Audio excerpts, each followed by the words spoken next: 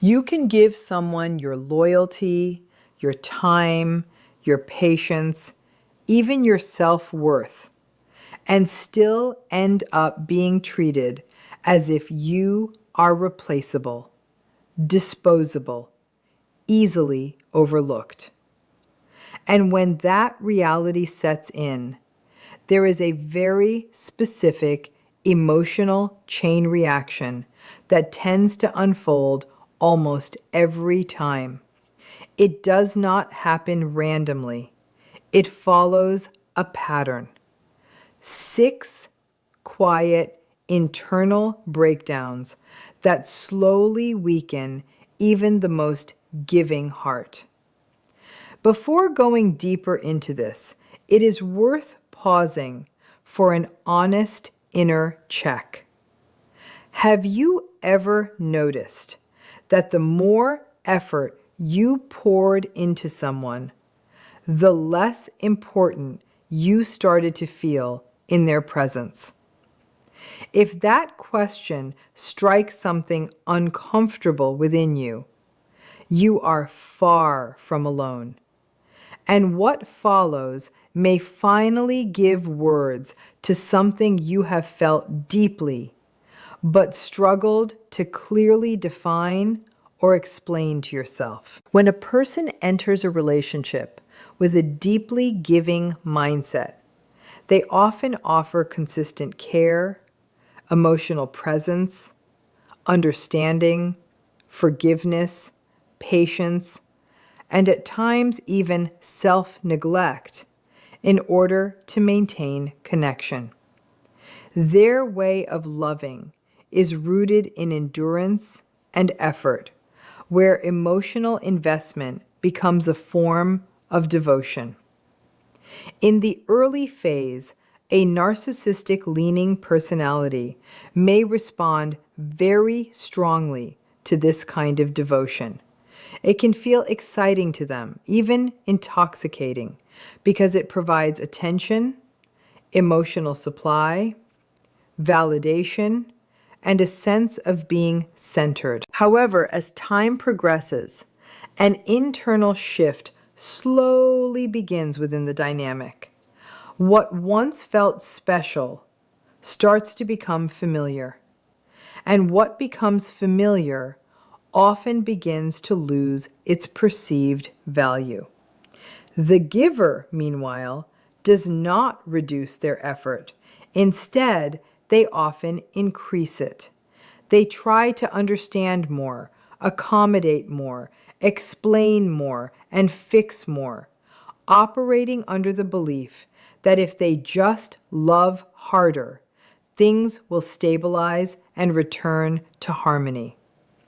But rather than restoring balance, this growing imbalance creates a subtle psychological distortion where one side becomes the constant provider and the other becomes the constant receiver. Gradually, the emotional labor starts to disappear into the background. It is always there, always available, and because of that consistency, it stops being consciously acknowledged. At the same time, individuals with narcissistic patterns often struggle with sustained emotional reciprocity. Vulnerability that does not serve their self-image can feel threatening or uncomfortable, which may lead them to pull away emotionally, seek control, or shift toward admiration-based interactions instead of genuine mutual exchange. As a result, the steady generosity of the giver is not always reflected back in equal emotional depth. Instead of being met with shared presence, it may be met with entitlement, emotional distance, or selective engagement.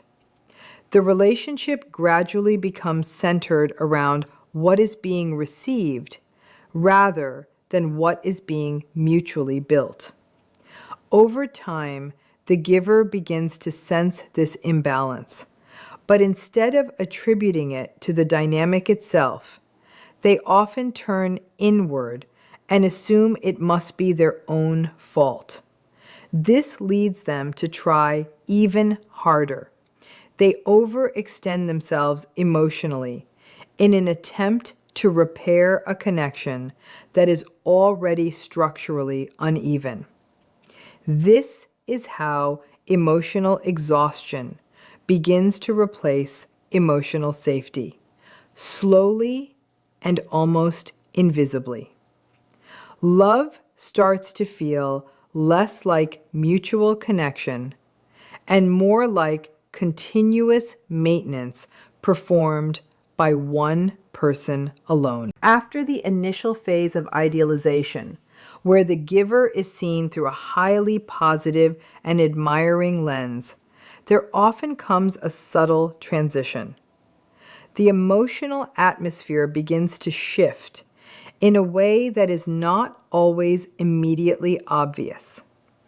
The same traits that were once praised, such as your loyalty, your warmth, your patience, your willingness to understand, may slowly begin to be reframed or interpreted in a more dismissive tone.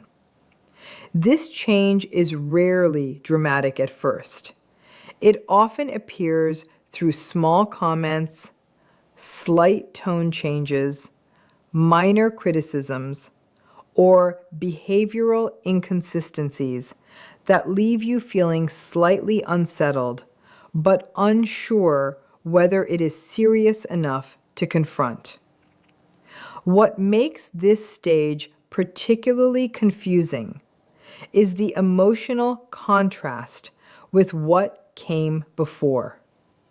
You are still mentally holding on to the earlier intensity, the feeling of being valued, chosen, and deeply appreciated. So when devaluation begins, your mind tries to reconcile two conflicting realities. You may start questioning yourself, wondering if you did something wrong, or believing that if you just adjust your behavior a little more carefully, you can bring back the earlier version of the relationship. This creates a cycle of self-monitoring, where you become increasingly cautious about your tone, your responses, your expressions, and even your emotions. At this point, criticism is often delivered in a way that does not feel openly aggressive. It may be disguised as concern, disappointment, or emotional frustration, which makes it harder to identify as emotional erosion. Over time, you begin to feel as though your natural self is either too much or not enough, depending on the moment.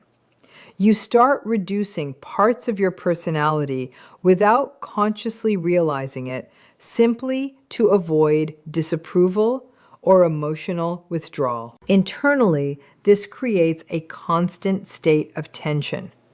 You are still trying to regain the warmth that once felt effortless, but the conditions seem to keep changing. No matter how much you adjust, there is always another expectation, another issue, or another perceived flaw being highlighted. This ongoing instability does not just affect how you see the relationship, it slowly begins to reshape how you see yourself. Eventually, love starts to feel linked with correction rather than acceptance. When your emotional reality is repeatedly questioned in such a dynamic, a deeper psychological instability begins to form. At first, it may not look like outright denial. Instead, it often appears in subtle contradictions, dismissive responses, or reinterpretations of events that make you pause and question your own memory. You remember something clearly, but you are told it did not happen that way. You express how something felt, but you are told you are overreacting, misunderstanding, or exaggerating.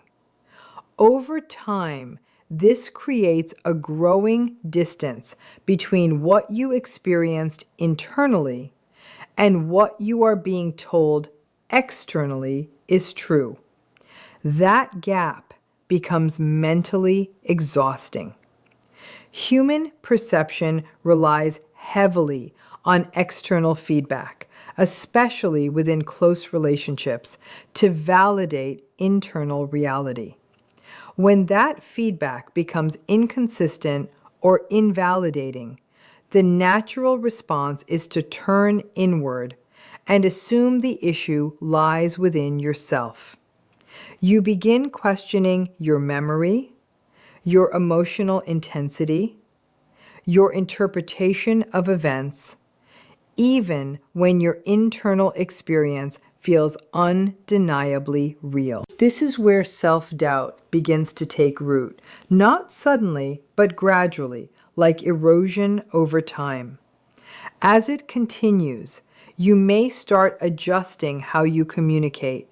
You soften your concerns, avoid certain topics, or mentally rehearse your reactions before expressing them. Not because your perception has changed, but because being told you are wrong has become emotionally draining. Eventually, you begin to rely more on the other person's version of reality than your own inner sense, even when something feels off. Your internal compass becomes less trusted. Feelings that once served as clear signals of discomfort or misalignment start to feel uncertain, as though they need external approval to be valid. Step by step, this leads to a disconnection from your own emotional clarity. You still feel things deeply, but you stop fully trusting what those feelings mean. Instead of using emotions as guidance, you begin treating them as questionable data, something to second guess rather than understand. And this deepens the confusion further, keeping you trapped in a cycle of trying to get it right within a reality that keeps subtly shifting. Emotional exhaustion in this kind of relational pattern does not appear all at once. It builds slowly through continuous invisible effort, through constant internal processing that others may never even notice, until one day you realize you have been carrying far more than you ever consciously agreed to carry. The person who has given everything often begins to function in a state of ongoing emotional labor, where they are not only handling their own internal feelings, but also constantly regulating and managing the emotional atmosphere of the relationship itself. This involves silently predicting reactions before they happen, trying to prevent disagreements from forming, quickly repairing any misunderstanding that appears, and continuously reshaping their own emotional responses so that tension does not escalate or lead to withdrawal from the other side. Over time, this becomes less of a conscious choice and more of an automatic survival pattern. Gradually, this turns into a pattern of overfunctioning, where the individual slowly assumes responsibility for emotional stability within the relationship, even when that responsibility is not equally shared or acknowledged. They may find themselves repeatedly clarifying their intentions just to be understood, offering apologies not necessarily because they are wrong, but because it restores a sense of connection, or carefully reframing situations in ways that maintain peace and prevent emotional distance. On the outside, this behavior can be mistaken for emotional maturity, patience, or deep commitment. Yet internally, it often feels like a constant monitoring of self, a state of alertness where nothing can be left unexamined. What makes this pattern especially draining is not just the effort itself, but the lack of stable resolution that follows it. Instead of reaching a secure emotional ground where things feel settled, the situation keeps shifting in unpredictable ways. What seemed to work in one moment loses its effectiveness in the next. What was considered acceptable behavior at one point suddenly becomes an issue later, without clear explanation. This inconsistency creates an emotional instability that forces the mind into continuous analysis, constantly trying to decode what version of behavior, tone, or expression will finally create consistency and safety. Over time, this ongoing mental adjustment becomes exhausting, not just emotionally, but physically as well. As this cycle continues, the mind and body begin to register a deep kind of fatigue. Emotional weight builds gradually, sometimes so subtly that it is only noticed when motivation begins to fade or when self-expression starts to feel heavier than before. The person may begin to feel increasingly disconnected from their own inner needs because the priority shifts toward maintaining harmony in the relationship at all costs. Even moments that should feel restful do not fully restore energy because part of the mind remains occupied with unresolved tension, replaying interactions, interpreting meanings, and anticipating what might come next.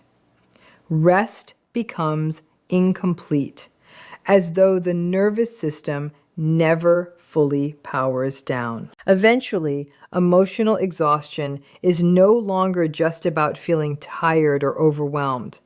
It evolves into a deeper state where even simple emotional expression starts to feel like effort. Spontaneity begins to disappear, replaced by careful calculation of words and reactions. A sense of inner ease becomes harder to access, as if the emotional space within the person has narrowed over time. If this resonates even slightly, it often becomes important to pause internally and reflect on what stages of this process feel familiar in one's own lived experience, because awareness itself begins to interrupt the automatic nature of the cycle. Awareness is not just intellectual understanding, but the first real boundary that begins to form within the self. And if there is willingness to explore further, it becomes possible to understand how detachment from this cycle can begin without forcing emotional shutdown or complete withdrawal from relationships. In many cases, what appears as emotional isolation does not begin in a dramatic or obvious way. It develops gradually, almost invisibly, making it difficult to recognize while it is happening. It rarely starts with clear instructions to disconnect from others. Instead, it begins through subtle internal shifts in attention, emotional investment, and the sense of safety experienced in external relationships. As the emotional focus of the individual becomes increasingly centered on managing the primary relationship, other areas of connection, such as friendships, family interactions, and wider social engagement, slowly begin to feel more demanding.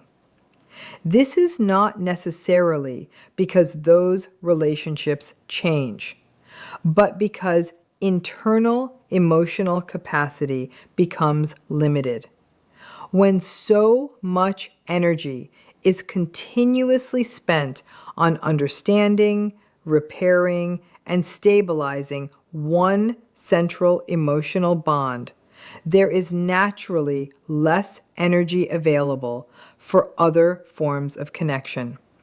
As a result, interactions that once felt effortless may begin to feel like obligations rather than sources of relief or enjoyment. Over time, social withdrawal can begin to form in very subtle ways.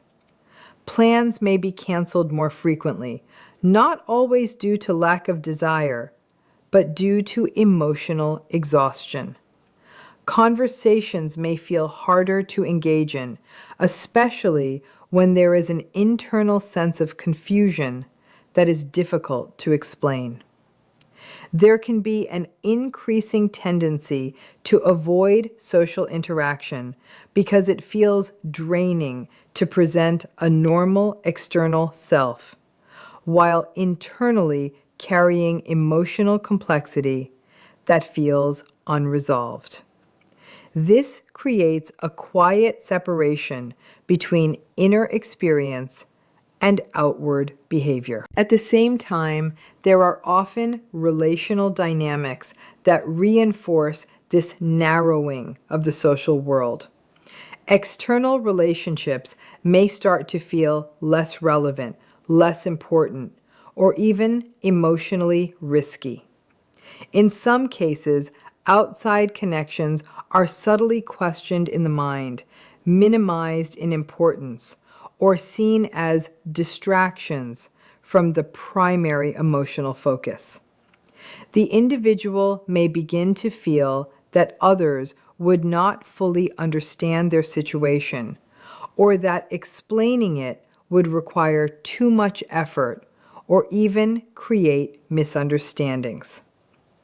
There can also be an internal sense that discussing the situation outside the relationship might feel disloyal or inappropriate, even when no one has explicitly suggested that. This creates a quiet but powerful internal justification for pulling back from social connections, even in the absence of external pressure. As this process continues, isolation becomes more structured. The relationship gradually becomes the central and sometimes only emotional reference point. This increases emotional dependency, not necessarily through force or control, but through the gradual reduction of alternative emotional inputs. Without regular external perspectives, it becomes increasingly difficult to reality check experiences or recognize patterns that might otherwise be more visible from an outside point of view. Slowly, the emotional world begins to shrink. The person may still be physically surrounded by others, but emotionally, fewer voices are influencing their sense of reality. This creates a narrowing of perspective, where the relationship begins to feel larger and more central than everything else, even when it is also the source of emotional confusion or distress.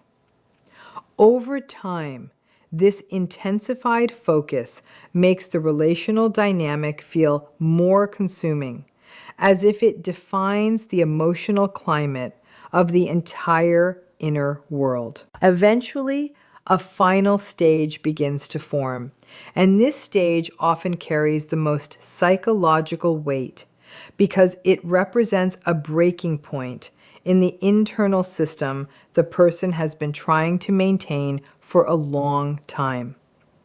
After repeated cycles of idealization, emotional devaluation, self-doubt, exhaustion, and withdrawal, something begins to fundamentally shift in how reality is processed.